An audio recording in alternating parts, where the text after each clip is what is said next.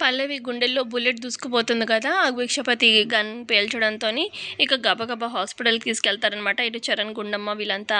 మరోపక్క ఇటు ఆ గండం వల్ల పల్లవికి చూసావా మెడలో తాళి పడిన వెంటనే ఆ సెకండ్‌లోనే తనకి మృత్యు ఎలా వచ్చిందో చూసావా అని చెప్పి చెప్తూ ఉంటుంది సుమలత, అక్షిత అక్కడున్న బోనుతోని. అవును ఆంటీ మీరు చెప్తే ఏమో అనుకున్నాను కానీ అసలా భలే ఆంటీ ఇక ఆ పల్లవి బ్రతికే ఛాన్సే లేదు అని చెప్పి ముగ్గురు సంతోషపడుతూ ఉంటారు. కానీ పైకి మాత్రం నా కోడలికి ఏం కాకపోతే బాగుండు అని చెప్పి సుమలత చూస్తూ ఉన్నట్టు బయటకు చెప్తూ ఉంటుంది ఆ డైలాగ్ని. ఇక హాస్పిటల్ తీసుకొస్తారు కదా! ఇక హాస్పిటల్లో పల్లవికి అదంతా క్లీనింగ్ అంతా చేసేస్తారనమాట. ఇక ఐసీయూలో ఉంటారు. మొత్తానికి అదే ఆపరేషన్ అదంతా చేస్తారనమాట డాక్టర్. ఇక డాక్టర్ బయటకొస్తారు ఐసీయూ నుంచి. బయటేమో గుండమ్మ ఏడుస్తూ ఉంటుంది. నా కూతురికి ఏమవుతుందా అని చెప్పి. ఇక డాక్టర్ రావడంతోని గుండమ్మ అడుగుతుంది, పల్లవికి ఎలా ఉందండి అని చెప్పి. అనగానే తను సేఫే కదా అని అడుగుతూ ఉంటుంది.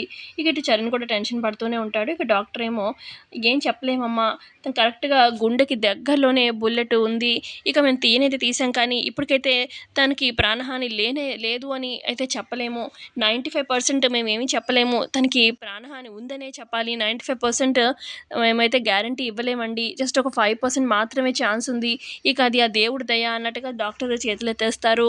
ఇక డాక్టర్ అటు వెళ్ళగానే ఇక గుండమ్మ చాలా బాధతోని ఇదేంటి పల్లవికి ఇంత పెద్ద గండం ముంచుకొచ్చింది అని చెప్పి ఇక గుండమ్మ ఏడుస్తూ అలా కింద పడిపోతుంది కూర్చొని.